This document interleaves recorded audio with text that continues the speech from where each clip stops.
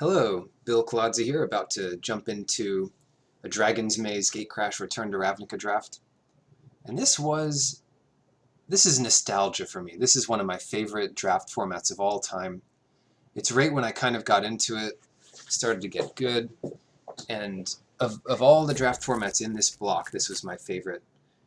And there's some interesting things going on here with the packs you open, the order you open them. So you open the most recent first, and that's going to be Dragon's Maze, which has all 10 guilds. Its controller can't cast spells this turn. That's weird. So once this resolves, they can't cast any more spells. Pretty bad counterspell. But the cool part about this is that usually you want to be paying close attention to what you're being passed, because you're going to be passed from the same guy in packs 1 and 3. But in this draft format, it's also really important to keep in mind what you're passing, and maybe even try to cut something really heavily to be rewarded in pack 2, because the guilds of Gatecrash were so much stronger than the guilds of Return to Ravnica. And this is a unique format in that you could kind of plan to do that. Well, first card here is Turn and Burn. Pretty hard to argue with this. Protect and Serve is so much weaker. This is one of the worst ones. Scab Clan Giant is okay too, but I'm just going to take the sweet removal spell here. It probably puts us into 3 colors, but I'm okay with that. And then, what Uncovered Clues, what is this? I remember this not being great. Look at the top 4, and put instants and sorceries into your hand. Put the rest on the bottom. Well, if this is good, it's going to wheel, so I'm not too worried about it. Toil and Trouble kind of finishes off your opponent.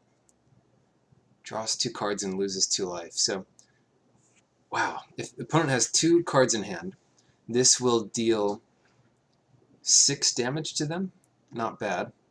If you want to do both on them. Or you could make yourself draw some cards, which is okay too. Maybe that's the pick here. The Gatekeepers are aggressive, and there's also this Selesnya Guild Gate. Oh man, I don't know. Do we want to go for 5 colors? It kind of seems like that's what we're setting ourselves up for here. I'm going to take the Guild Gate. I think it's a little higher pick than Toil and Trouble. Nah. Okay, never mind. I changed my mind. We don't like these colors. We want to be in Grixis. Quick about face there. So what do we get? We get a Boros Guild Gate and an Opal Lake Gatekeeper. Not much else. Down and Dirty is not exciting. There's no more Grixis cards here. We got a little Battering Crassus of Shark Beast. It's one of the good clans to cut. So what are the clans? The Boros, Gruul, Simic, Orzhov, and Dimir. Those are the 5 clans of Gatecrash. The ones you can kind of try to cut. I'm going to take Boros Guildgate here. The other option, well, there's 2 other options, Maze Abomination and Opal Lake Gatekeepers. They're both good, but if we're going to go like 4 color control, this is going to be something we're interested in. Trait Doctoring. Oh, I loved cards like this. Replace 1 instance of a color with another one. There's some random uses for this, but I can't even think of what they are. Without much in the way of removal here, I'm going to go for the Tithe Drinker. You know, if we get rewarded with lots of different colors, Extort is one of my favorite mechanics from this. It's a nice one to try to keep track of, and yeah, I mean, it builds up over the course of the game to do powerful things. Here, we have some options. There's aggressive cards. Dragon Shift can win the game if you have enough creatures out. First Blade is aggressive. Mind Static's a little early to take a card like that. Punish the Enemy. Instant 3 damage for 5 mana. That used to be about that used to be a good raid. In fact, it is a good raid in this set. And Simic Guildgate. Yeah, that would put us more into like a 5 color deck, and I'm not super interested in that right now, but we'll see. Right now we'll take the removal spell. Another Toil and Trouble. So we could be the spells deck. We might ignore this Tithe Drinker and be kind of a spells deck that wins by making our opponent draw a million cards and take a million damage. And it's also just a turn 3 divination. You lose 2 life. That's okay, especially if you have a lot of removal spells. Smeltward Gatekeepers and Ubulsar Gatekeepers. This card is pretty strong if you can use it as a Flame Tongue Kavu. Comes in, you have a couple gates, give something -2/-2. But I'm going to take the Toil and Trouble. That's an aggressive guy. Spike Jester. You know what? Maybe we're not a control deck at all. Maybe we are the Rakdos deck. I mean, Toil and Trouble is okay in control, but it's probably at its best in a super aggressive deck. Alright, well, if that's what's being passed to us, I'll be happy to cut it and keep going with it. Nivik Cyclops. Well, with the cards we have so far, this card looks great. It's a 3 mana, attacking as a 4/4. The turn you cast Toil and Trouble. Hard to beat. Turn and Burn.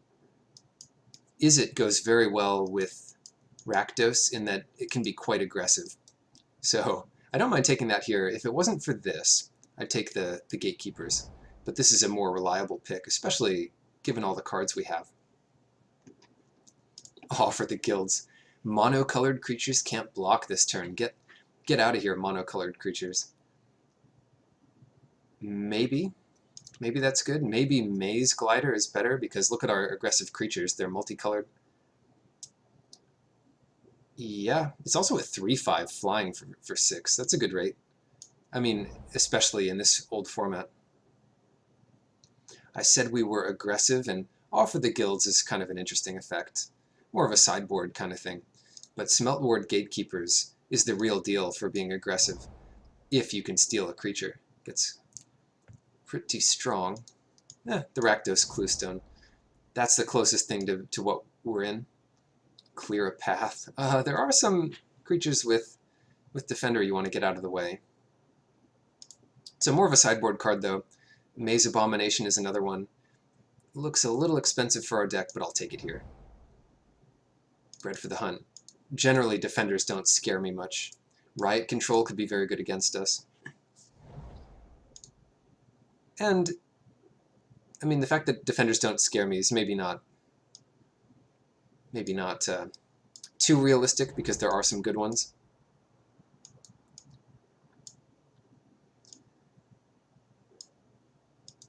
But I usually feel like the more time I have, the easier the game will be. Even in an aggressive deck. It's just not always exactly how things play out. So in pack 2, here it is. Here's the big payoff pack, except we didn't manage to quite cut a guild from this set. Dinrova Horror is a good one, especially if we were being controlling. But another good one here is Grisly Spectacle, which will be good in Rakdos whether we're aggressive or controlling. Not much else to say about this. I do like the Dinrova Horror. It's kind of in our colors. There's no gates here to pick. Grisly Spectacle it is. Here's one we don't want to play against, Aetherize. Return all attacking creatures to their owner's hand. Yeah, that's a pretty good one. Another option, well, I think the best card in the pack here is Gorklan Rampager. Such a strong effect for 2 mana, 4/4, and the trample is the real kicker. But we're not set up to be green. We didn't really cut green. And Ember Beast. Ember Beast might just be it here. That might be it.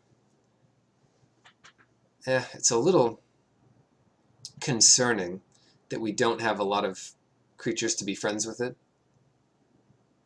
It's just a bad pack for us. We could take Wajek Halberdiers. We could just take the Gorklan Rampagers or Massive Raid, but it looks like we just don't have that many creatures, so I don't know. Yeah, I'll take the Gorklan Rampagers. although it's a good chance it doesn't make our deck. Maybe we just get rewarded in pack 3. There's not much here for us. Verdant Haven, Death's Approach, Elusive Crassus, 1000 Lashes. These are all good cards.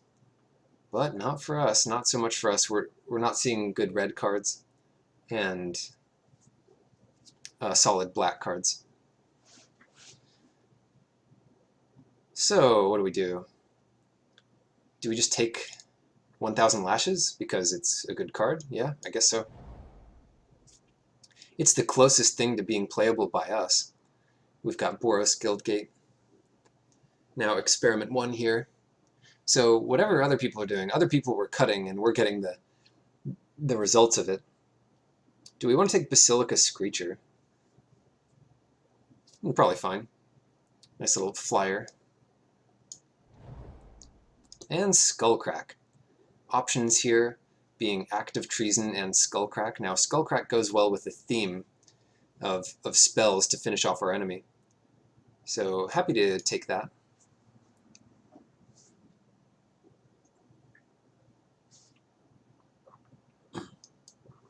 Let's put some cards on the bench. Not sure about these maze dudes. Or even the Cyclops, I guess. Now the burn at least gets to go to the face, so we do have a lot of burn. And these are kind of 6-mana burn spells. These are the big finishers we have. We want more small creatures, and in pack 1 we did get past a lot of late, Rakdos stuff. And if everyone remembers, I mean, if you were there back in the days of this nonsense format, then you probably heard about the cutting pack 2 guilds in pack 1. So if everyone is doing that, then you might get rewarded by having a good Return to Ravnica guild deck. Hellraiser Goblin. So I'm a little less excited about this when we have more spells, we're more spell-oriented. There's also Madcap skills, and I'm also worried about that in a more spells-oriented deck with removal and Toil and Trouble. But I'll take the Goblin here. And another one. Well, okay, that's super aggressive. But if all our creatures have haste, I mean, we're just playing haste after haste after haste. Even if they deal with it eventually, we have such a good late game to finish, get the last 8 damage in there. Yeah, this can refill or just do damage to your opponent. Both are good modes. Put this over here where it belongs, sort of. Gruul Charm. Kind of falter. Get your opponents out of your way if they're trying to block you. Cartel Aristocrat, if we find some threaten effects to steal our opponent's creatures, which we don't really have yet, but there was an act of treason going around. The problem with that is it's not really our colors. The safer pick here is Balustrade Spy. A fine follow-up to Hellraiser Goblin. Get some damage in the air, and then if they deal with the Goblin, you still have an evasive threat for the rest of the game, and it got that first attack in free. How about this pack? Death's Approach, or Foil Forest, maybe? Death's Approach is not that exciting unless, I'd rather have this in a defensive deck that plays a lot of removal, but I guess we can take it here. It's also good if you're trading creatures. Okay, Ember Beast comes back, and now that we have a slew of creatures, he might find a home in our deck. I still love this guy and his flavor text. Alright, what about this pack? Death's Approach again. Tin Street Market, yeah, nothing much here. Furious Resistance. Still nothing here. Razor Tip Whip. I could see that being good in a deck like this. Okay, I'm in. Double Razor Tip Whip. Oh boy. Yeah, I hate this kind of effect because it just does nothing. It does nothing for the board. But that's what Rakdos is all about. Just no care for itself, no care for how far it gets behind. It's always just going to try to kill the opponent. Hey, can we open Rakdos? Let's open Rakdos himself. The demon guild lord. I'd be fine with that. Who's holding us up here? We've got Braids over here, Mr. Sky Blue, Peon Prop, Onion Kim. We were passing to Lurson, Jester 17, Moss, and Berdo. Cool. Okay, Guild Feud. What does this guy do?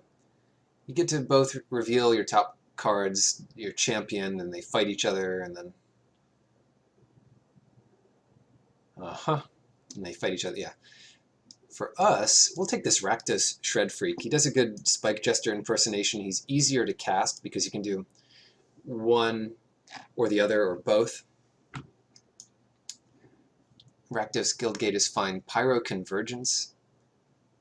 A little hard to get this to work, but I guess you could try it. Teleportal. Oh boy. You know, I don't think this will be the pick here. Although it does kind of win the game. We would need more creatures to be happy with it. There's also Stab Wound. I almost want to pick the Rakdos Shred Freak over the Stab Wound, but Stab Wound is actually just too good. It's just too good in too many different situations. The only problem with it is we're attacking like every single turn. We might have to attack every single turn, which makes it a lot worse. Oh gosh, I don't even know. The nice part about it is that if you stick it on a defender and it does some incremental damage over the game, you could just finish them off with Toil and Trouble. Yeah, it's a bit of... I don't like this pick because we're not going to get a good card in the next pack, but I think we have to take the more powerful card in this pack. Well, I'm starting to regret that a little bit because we find another good 3-drop removal spell, and take that again.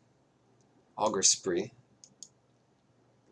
Just be very careful casting this, because if they have a pump spell, you might be in for a world of hurt trying to do this on their combat. Happened to me. The safer thing to do is just play it on your turn to kill the thing, or in response to a pump spell, something like that. Rakdos Cackler. Yeah, I'm happy with a 1-drop that attacks for 2. Even late, if we get the Hellraiser Goblin out, that could be a 1-drop that attacks for 2 with haste. Well, we didn't get Rakdos, but it does seem like people are passing us plenty. If we wheel the Rakdos Shred Freak, I will be in a good shape for this deck.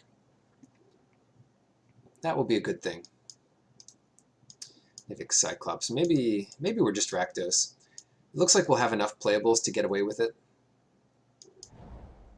And as I say that, do we get anything good? Yeah, kind of. Look at this guy. He's a 6/4. Launch Party is pretty cool too. But I'd rather get another creature out here. We've got enough removal that he might even get in there. And Hellraiser Goblin giving this guy haste. This guy's way too big. This guy's huge. Yeah, we do have enough removal to make that kind of a strong play. At this point, we might play both Razor Tip Whips. Rakdos Ringleader. This card's a bit unfortunate. It's not very good. I mean, it regenerates. It's got First Strike. I guess those abilities are kind of at odds because regeneration acts like First Strike some of the time. But anyway, what else would we pick here? Drainpipe Vermin, Perilous Shadow, Cobble Brute. Gosh, what's it gonna be? Maybe it's Cobble Brute. We're such a silly deck, and that's a good follow-up to Hellraiser Goblin. Yeah, as silly as this looks, I'm going to take Cobble Brute here. Be more or less happy about it. Thought Flare is kind of cool, especially at instant speed. Maybe it's going to be Batterhorn for the sideboard, or maybe it's just Batterhorn and we're happy about it. People are playing their key runes and their clue stones. And it's a May, so it won't kill our own Razor Tip Whip. Okay, a little Fencing Ace going nuts. Also Civic Saber, which is really good with a few of our cards here. We've got 3 early 1-drops in 2 colors, and a late 5-drop in 2 colors. There's also Bellows Lizard. Bellows Lizard is okay. Wouldn't be sad with this in our deck. Balustrade Spy is pretty good with the Civic Saber. Yeah, I'm going to take another creature here. Cremate for the sideboard. Tenement Crasher. Or Survey the Wreckage. Crasher. Yeah, not much more to say about this, but I will take Deviant Glee. It does a pretty good impression of the Civic Saber. And giving the creature trample is relevant when you have something like Spawn of Rixmati or anything. Cremate, another Cremate, sure.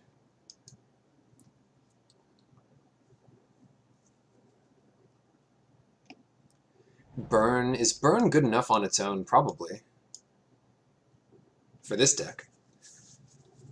I mean, if your opponent doesn't have an early creature, you're probably in good shape anyway. And yeah, without any blue, seems playable. What don't we want? I guess now that we have Tenement Crasher, maybe we don't want Batterhorn. And since these can double as 3-drops, we might get away with 16 land, 8 and 8. Let's see if we can get there. So we're not going to try splashing.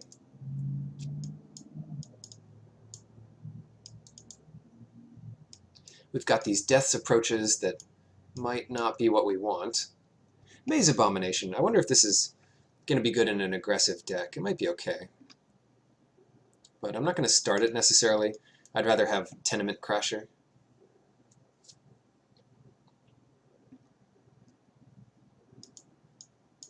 Yeah, the fact that these double means we don't need to play 17 lands, I don't think. Actually, I'll tell you what's really bad. The Smelt Ward Gatekeeper is bad enough that it's probably right to go up to 17 lands just to get rid of that. And if we get extra lands, it's not the end of the world. We can always put some mana into our finishers like Toil and Trouble. But yeah, our curve doesn't look that high. Sinister Possession. This is pretty bad.